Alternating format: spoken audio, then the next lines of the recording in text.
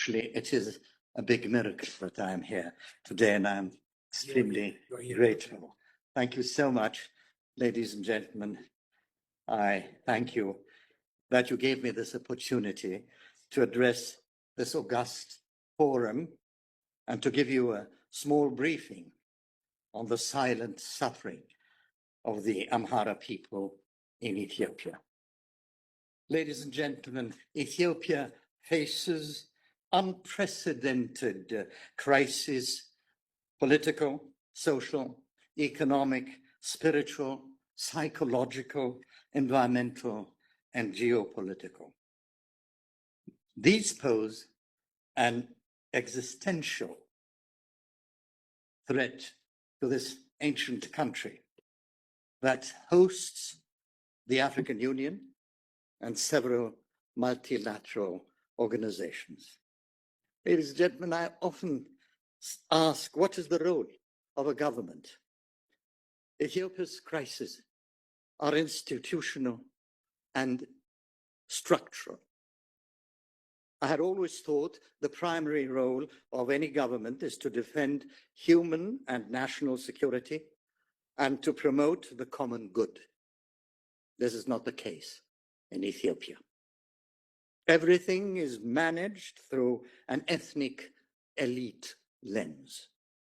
This is why Ethiopia is one of the most conflict and corruption-ridden countries in the whole wide world. Unfortunately, this fact is underreported and underappreciated. So you may ask, why should the world care? My answer to that, because this multifaceted crisis has far-reaching implications, not only for Ethiopia, the second most populous country in Africa, but also for peace and stability in the Horn of Africa, Eastern Africa, and the Middle East. What are the root causes of this Ethiopian crisis? Ethiopia's human rights crisis stems deeply rooted political, ethnic, and governance challenges. This has been compounded by cycles of ethnic conflict, government and non-government-led wars, rebel insurgencies, impunity and non-accountability for war crimes, crimes against humanity, and crimes of genocide. Ethiopia's national institutions, civil society, independent press, and multi-party competition are completely degraded. People fear their government. The one-party state is brutal and merciless.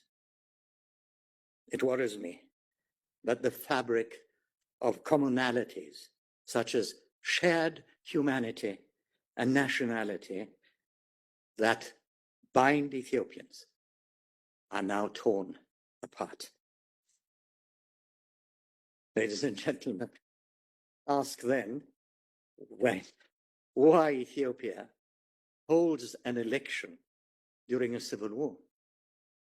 Ethiopia needs peace, human security, and stability first. This is why there is popular outrage within and outside the country. Those past months, Ethiopians have been holding peaceful protests in European, Northern American, Australian cities, and in South Africa, urging for the release of political prisoners, the cessation of wars, respect for human rights, and the rule of law.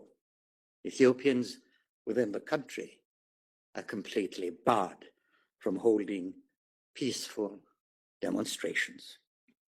Last April, one of the most celebrated artists in Ethiopia, Teodros Kasahon, nicknamed Teddy Afro, released a set of inspiring songs conveying powerful messages shared with more than 70 million listeners across the globe.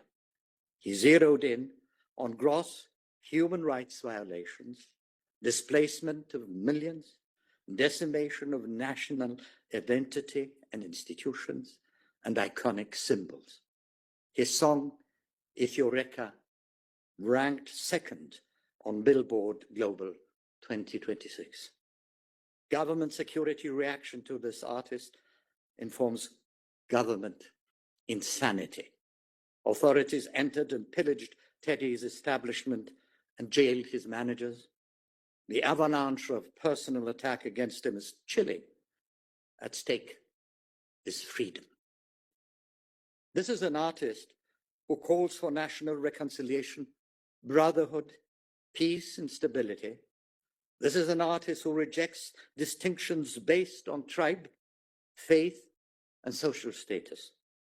His urgent plea to restore sanity in Ethiopian politics is akin to the red alerts issued by the Lemkin Institute Against Genocide, Human Rights Watch, Genocide Watch, and protests across the globe. In early May, His Holiness Abuna Matthias, Patriarch of the Ethiopian Orthodox Tewahedo Church, the largest faith in the country, said to Ethiopia's leaders, "Do not be ruthless to God's people." He reminded them, "We have been crying for too long." At stake is religious freedom.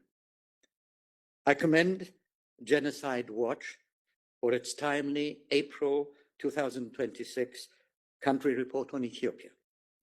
Two crises caught my attention: geopolitical and domestic. Fears of war between Ethiopia and Eritrea are on the rise, currently surrounding the contested issue of access to the Red Sea. Leaders have since traded hostile rhetoric over coastal access. The latest explosive border conflict with Sudan is also very concerning. Domestically, danger looms throughout Ethiopia, with residents in Addis Ababa in constant fear of being displaced, arrested, abducted, or killed. This is a continuation of the state emergency declared in August 2023. Genocide Watch reports in the Amhara region in 2024, regional forces arrested thousands of people in a campaign of mass arbitrary detentions targeting the individual Amharas. While hundreds were released in 2025, thousands remain, and we do not know what their fate will be. 4,678 schools have been damaged or destroyed. Only 21% of children in the Amhara region attend school. The Center for International Policy Studies, CIPS Ottawa, said in January 2025, concluded that the targeting of schools and educators in the Amhara region shows a pattern of targeted human atrocity, typically associated with war crimes, crimes against humanity, and crime of genocide. This state action compounds extrajudicial killings, state and non-state enforced disappearances, and mass detention of ethnic Amhara individuals. In my estimation, ladies and gentlemen, this is a form of genocide. Who is accountable for this alarming development? A non-governmental institution, human rights advocacy in the United States, with field experts in Ethiopia, reports that between October 2025 and March 2026, the federal government of Ethiopia conducted 39,728 casualties against the Amhara region by using attacks by planes and drones. These drone strikes caused as I said, 39,728 casualties, 14,445 killed, and the rest injured. Drone strikes in February 2026 alone caused 1,656 casualties. The majority were killed. 1,789 girls and women were raped by governmental forces. 3,482 people were abducted. 14,900 people were arrested and jailed.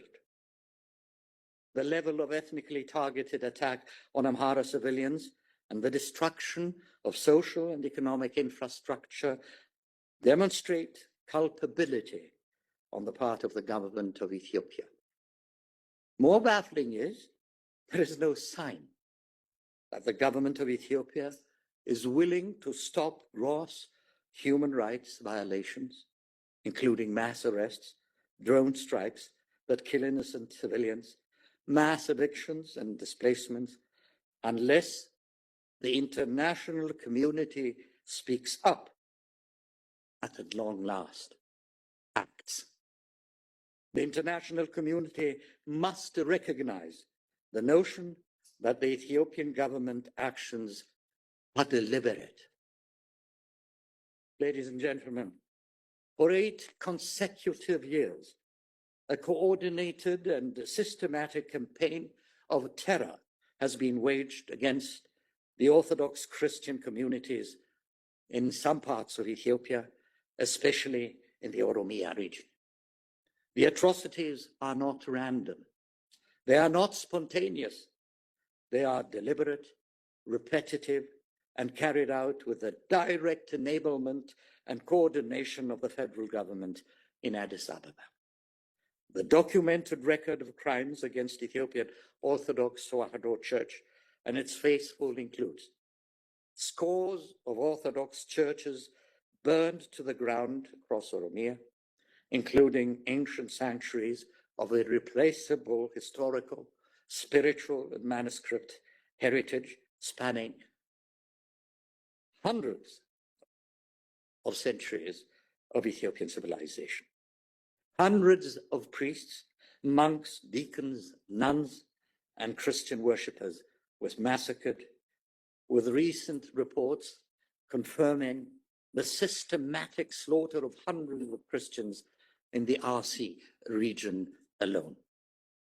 Their deaths unacknowledged by their government. Crucifixes torn from the necks of Orthodox Christians, including children, by regime-backed extremists. Acts of religious-motivated hatred captured on video and widely circulated, yet met with impunity. Systematic destruction of Christian communities whose identities are predominantly Amhara, but also include Tigrinya, Gurage, Oromo Christians, and other ethnic groups, constituting crimes against multiple peoples simultaneously. Tens of thousands have been forcibly displaced. The forced removal of the canonical leadership of the Ethiopian Orthodox Tewahedo Church by the Abiy Ahmed government, replaced by regime-appointed cadres and radical extremists, rendering the church institutionally decapitated and incapable of defending its own faithful. Prime Minister Abiy Ahmed bears direct, personal, and inescapable responsibility for those crimes. His government does not merely fail to protect Orthodox Christians, it actively coordinates, enables, and shields the perpetrators. Despite irrefutable video evidence, documented massacres, repeated pastoral appeals by church leaders, and sustained international alerts, Abiy Ahmed has taken no meaningful action against a single perpetrator. This impunity, ladies and gentlemen, is not negligence. It is deliberate policy. His forcible interference in the internal governance of the Ethiopian Orthodox Tewahedo Church, installing loyalist bishops, dismantling the church's canonical autonomy, and placing its leadership under extremist control, is a calculated act of institutional sabotage. Its purpose is to neutralize the church as a pillar of Ethiopian civilization, identity, and resistance. This is not governance. It is persecution by state machinery. This conduct mirrors the methods of totalitarian regimes throughout history that have sought to destroy a people by first destroying their faith, their clergy, and their sacred institutions. The Ethiopian Orthodox Tewahedo Church was founded in the 1st century AD, making it one of humanity's oldest continuously functioning Christian institutions, predating, I might say, the Roman Catholic and Eastern Orthodox traditions. It has preserved the Book of Enoch, the complete Book of Jubilees, and countless manuscripts of global, religious, and historical significance that exist nowhere else on earth. Ethiopia's Orthodox Christian civilization, its rock-hewn churches, its illuminated manuscripts, its monasteries, its Tabot tradition, its unbroken apostolic heritage represents a living thread of faith and culture spanning 2,000 years. That thread is being deliberately, violently, and systematically cut. The destruction of the Ethiopian Orthodox Tewahedo Church is not merely an Ethiopian tragedy. It is a crime against the heritage of all humanity. The world ignored the destruction of the Timbuktu manuscripts. It must not ignore this shameful act. Ladies and gentlemen, allow me now to address several international organizations, including, of course, the European Parliament on this matter. First of all, the United Nations Human Rights Council to open an immediate, independent investigation into the persecution of Orthodox Christians in Ethiopia's Oromia region, with particular attention to the Arsi massacres, the burning of churches, and the forced displacement of clergy and believers. Second, the United States Congress and administration to invoke the International Religious Freedom Act, IRFA, and formally designate Ethiopia as a country of particular concern, CPC, for systematic, ongoing, and egregious violations of religious freedom.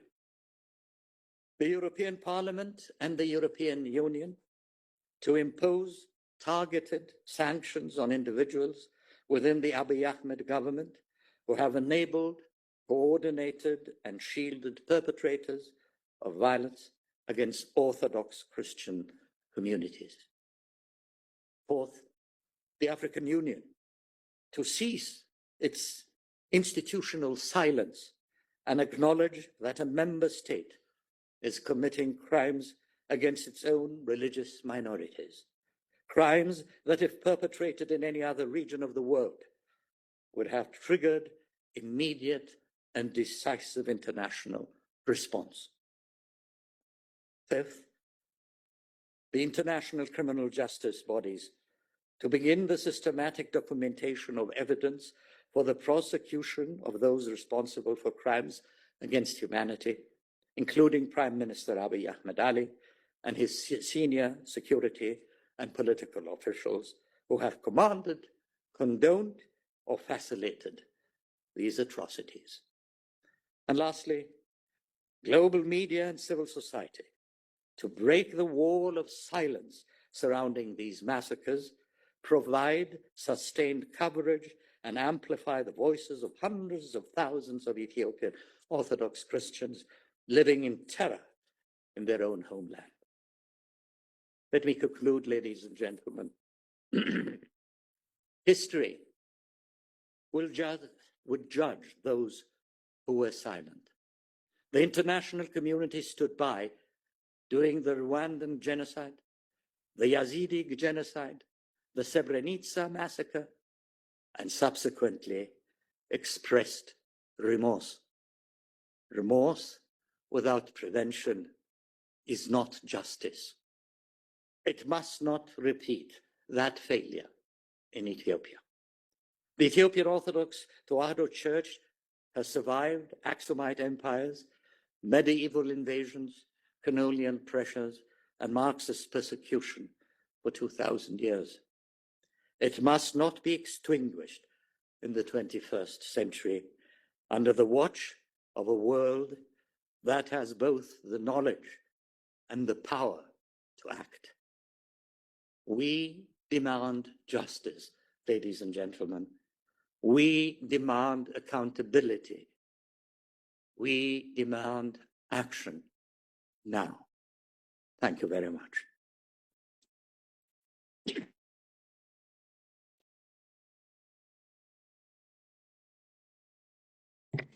Thank you very much for your